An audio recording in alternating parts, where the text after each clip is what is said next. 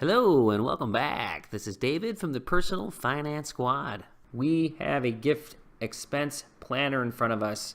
Gifts are probably one of the most often overlooked things in a budget.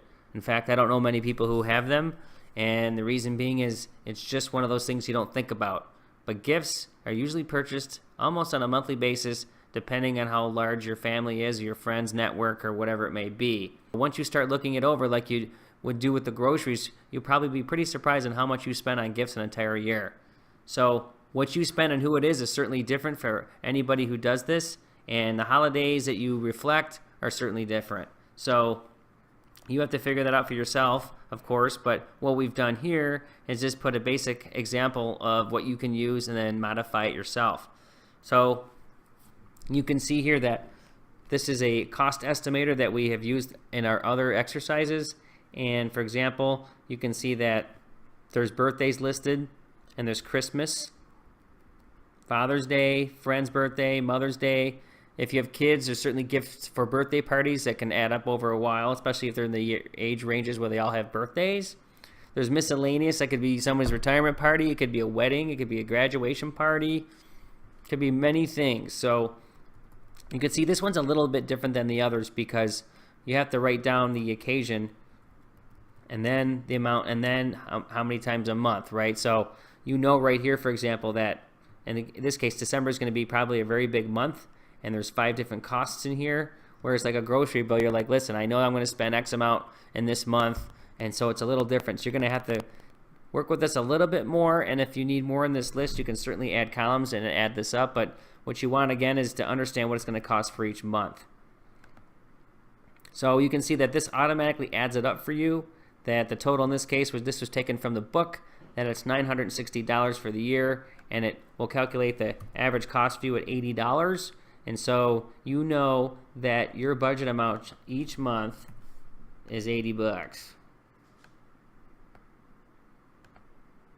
Okay, so in this case, you're going to have to add up what all these costs are. So if you're using Excel, for example, you can sit here and highlight the months, and you can see that the average amount is 74, but you care about is a 370. So you know if you went December right here and typed in 370, there's your number. And then you're going to have to go through every month of the year to do this. Okay, so you can see that we've went ahead and filled these out. And what we notice here, that this 960 equals this 960 here, but it doesn't equal it here, and it needs to be. And the reason is that we have some random items in here. So they might not be tied to any particular month, and the cost is 180 bucks for that. So a good way to maybe do this is to stick it in a month or spread it out so that you don't get nailed trying to avoid any added cash in our exercise. And you can see right here there's balances built up here. So you could effectively say in a month like here where you have a good balance of $350 that let's just say you could stick the 180 there if you wanted. Because the whole point is that you want to have a positive balance in here. You're going to have to play with this to make it work for you. In some cases with these 12-month exercises, as you may have already noticed or seen from the book, there are some times you're going to run into a hole during the year and you're going to have added cash. Now in this particular case, there is no added cash.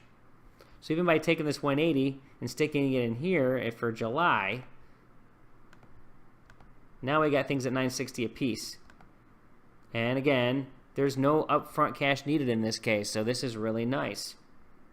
And so you're going to stick with that 80. You're never going to have to worry about it. Okay, so that's going to cover this. This is a very simple exercise, and going over 12 months to understand how much you spend on people and things is a little tricky. You certainly know the major holidays. You can't predict birthdays necessarily for like kids' birthdays or a retirement party for that matter, but that's why there's some random money thrown in here. Again, that's an option to you. You may not want to choose to do that, but things always creep up, so we throw it in there just a way to say that there's some more coverage. Okay, so that's going to do it for this video, and we appreciate you joining, and we will see you in the next one.